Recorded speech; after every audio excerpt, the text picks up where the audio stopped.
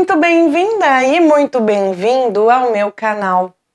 Eu sou Neila Verenchuk e hoje precisamos falar sobre a importância do autoconhecimento biológico para se tornar uma pessoa plena. Hoje em dia, existem inúmeras ciências que tratam e que estudam o nosso corpo físico, também conhecido como corpo biológico ou orgânico. Dentre estas ciências, algumas estudam as suas partes e suas funções ou desfunções.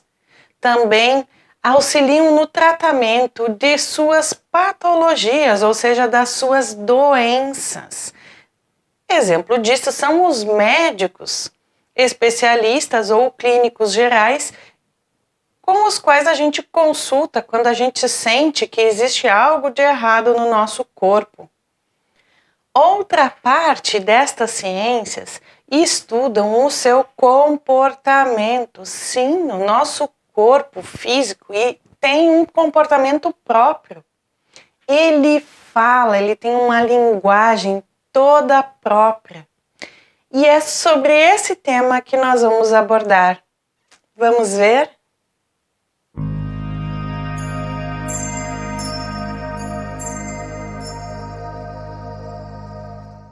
Você sabia que o nosso corpo fala? Sim, ele tem uma linguagem bem peculiar. Essa linguagem ela pode variar de pessoa para pessoa, mas existem estudos que mostram, por exemplo, que o nosso comportamento tem muito a ver com o que o nosso organismo quer dizer. Por exemplo, existe uma linha de pensamento que diz que se você cruzar os braços, você não está aberto àquilo que você está ouvindo. Ou se você se debruçar na mesa, você está cansado. Há ainda quem diga que bocejar durante uma palestra ou enquanto alguém fala, além de ser falta de educação, está achando aquilo que está ouvindo muito chato, muito monótono. Enfim, uma outra parte destas ciências estudam o comportamento físico como um todo. Exemplo disso é a PNL.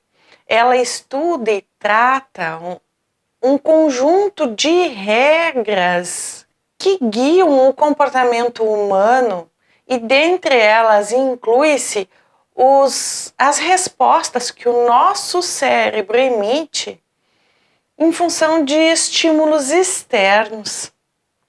Também trabalham a maneira como construímos significados e nos expressamos, seja verbalmente ou não.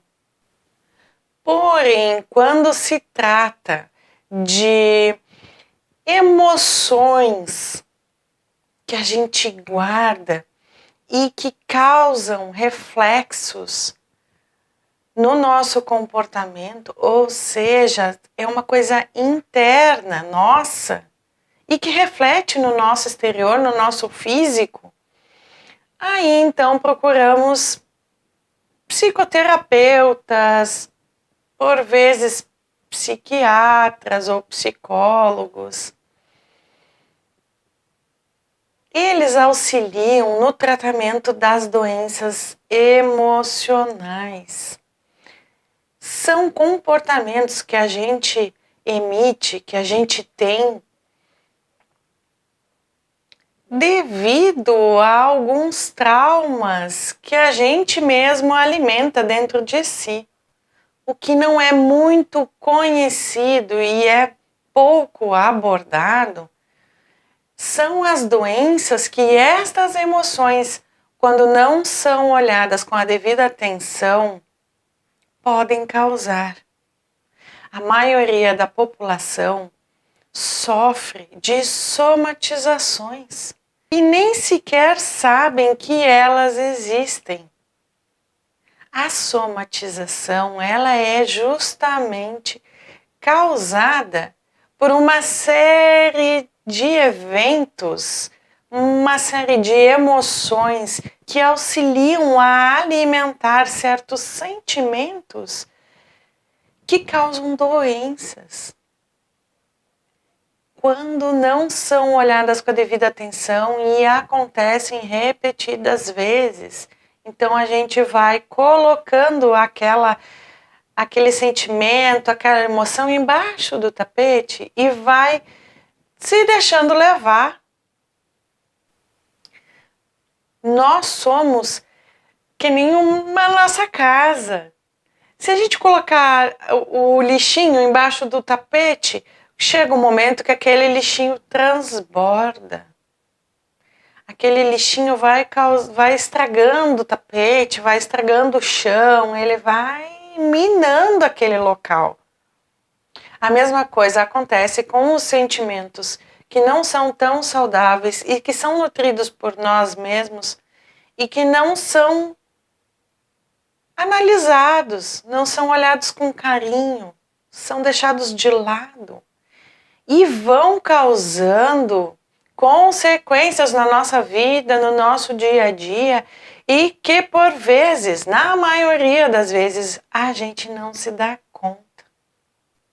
Então você me pergunta, Neila, o que isso tem a ver com se tornar uma pessoa plena? Tem tudo a ver. Veja, a pessoa plena, ela sabe lidar com qualquer tipo de emoção. Ela não é perfeita, mas ela passa pelas emoções e passa também, por vezes, em momentos que nutre sentimentos que não são tão saudáveis. Acontece. Mas ela sabe olhar para si e ver que aquilo não está fazendo bem. Ela consegue olhar para si e tratar consigo mesmo aquela maneira de enxergar, a maneira que a levou a nutrir esse sentimento que não é bom, que é pesado. E ela conhece as consequências desse sentimento. Por isso, ela escolhe sempre o melhor caminho para ter o seu dia, a sua vida, os seus pensamentos o mais plenos possíveis, de maneira mais equilibrada. Veja, o nosso organismo, ele reage tanto a estímulos externos, exemplo disso é a emoção, quanto a estímulos internos. Já não te aconteceu de um dia apenas pensar em algo e você se arrepiar todo? Ou então você lembrar de uma situação que te dá nojinho, que te dá asno e dá um embrulho no estômago, assim, uma sensação de nojo mesmo, de asno, de, sabe, aquela sensação ruim, assim, uma sensação de repulsa. Outro exemplo disso é quando a gente se sente nervoso e fica com borboletas no estômago, né? Tem gente que tem vontade de ir ao banheiro, tem gente que começa a dar risada, tem gente que fica com a pele avermelhada quando a gente sente vergonha ou fica nervoso. Então, estes são exemplos bem simples, bem banais, do cotidiano mesmo, de que o nosso organismo também reage aos nossos sentimentos. E são reações, por vezes, saudáveis. Na maioria das vezes são saudáveis. O que deixa de se tornar saudável é aquela reação que a gente vai levando e vai deixando, e é algo que compromete o nosso dia a dia. Exemplo disso é uma dor. Você sabia que uma dor ela pode ter sido causada por algum sentimento também. Essa é a somatização. Porque nasce lá na emoção. Lembra o processo da emoção? Nasce na emoção. A emoção, ela é uma reação física, instintiva, causada pelo nosso cérebro devido a um estímulo externo. Após essa emoção, a gente passa a refletir sobre o ocorrido e vai escolher um sentimento que será nutrido. Este sentimento vai refletir as nossas preferências, os nossos julgamentos, o nosso olhar sobre aquela situação lá da emoção. Este sentimento, se não for um sentimento saudável, ele pode vir a causar posteriormente uma somatização. Porque voltando ao funcionamento do cérebro, também, que eu já comentei aqui em outros vídeos, ele vai funcionar, ou seja, reagir da mesma maneira toda vez que uma situação parecida com aquela da emoção acontecer. Então, este processo de alimentar um sentimento que não é saudável pode acontecer repetidas vezes e reforçar cada vez mais aquele sentimento que vai fazer com que você produza pensamentos e comportamentos que também não são saudáveis. Veja, o parecido se atrai, não tem como você nutrir um sentimento que não é saudável, um sentimento pesado, e produzir pensamentos salutares a partir desse sentimento. A não ser que você tenha o autoconhecimento necessário para identificar este sentimento e modificá-lo. Porque assim como você escolheu este sentimento específico e escolheu nutri-lo e também escolheu a maneira de nutri-lo, você pode também escolher modificá-lo. Veja, está aqui a relação entre a pessoa plena e a pessoa que busca a plenitude.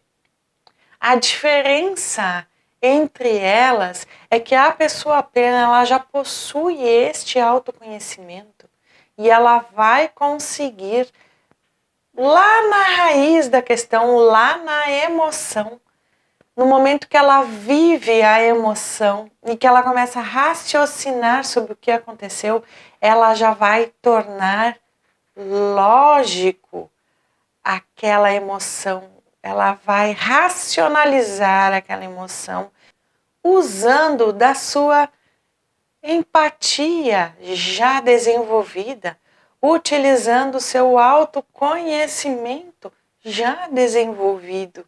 E vai passar então a nutrir um sentimento salutar, porque ela opta pela plenitude e ela tem o conhecimento para tal. Então esta é a importância de desenvolver o autoconhecimento biológico, porque com esta evolução você vai conseguir identificar em si os comportamentos que não são salutares. Dentre esses comportamentos, existem vários, pode ser um tique nervoso, pode ser uma postura de sentar que está causando dor, que pode estragar a sua coluna, pode ser uma dor já estabelecida, pode ser uma maneira agressiva de gesticular, de caminhar, de pisar, enfim.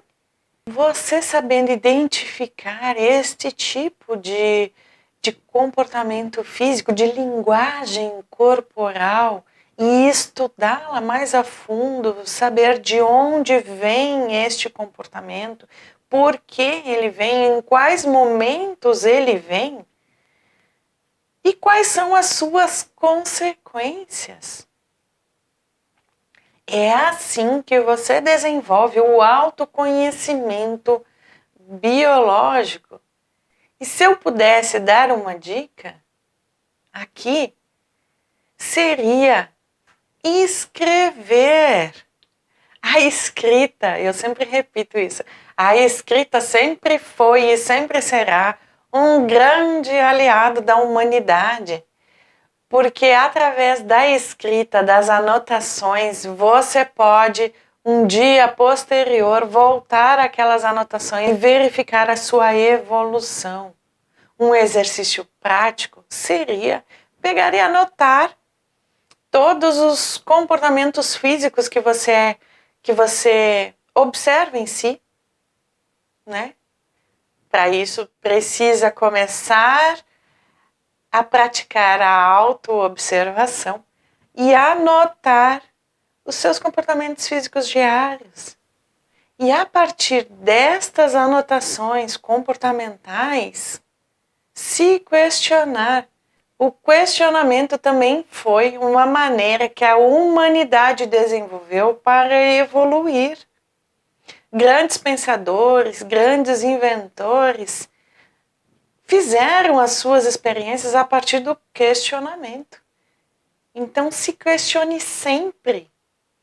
Por que você teve aquele comportamento? Em que momento ele ocorreu? O que passaram nos seus pensamentos? Por que você decidiu agir daquela maneira, ou então porque o seu corpo biológico está agindo assim. Por que você tem essa dor? Quando ela começou? Em que momento da sua vida você estava nutrindo algum sentimento pesado? Que tipo de pensamento, que tipo de sentimento você tinha no momento em que ela começou? Por isso, as anotações, elas te dão esse embasamento de saber quando começou, por que começou. E mais lá na frente, quando você sentir algo parecido ou novamente a mesma coisa, você tem as anotações. Ah, então é aqui, este ponto que eu preciso trabalhar. Compreende? Então essa é uma tática e eu defendo muito a tática, a técnica de anotações. Eu chamo de a arte da escrita, né? Não necessariamente você inventar textos mirabolantes, mas sim desenvolver este hábito de anotações, de ter essas anotações para a sua própria evolução, para você mesmo. Então, dito tudo isso, eu espero que tenha ficado clara a relação da importância entre o que eu chamo de autoconhecimento biológico e a busca por ser uma pessoa plena. Caso tenha restado alguma dúvida, coloca aqui nos comentários. Vai ser uma honra poder te ajudar. Se você gostou, se você achou que as informações e as reflexões que eu trouxe aqui hoje foram úteis, curte esse vídeo.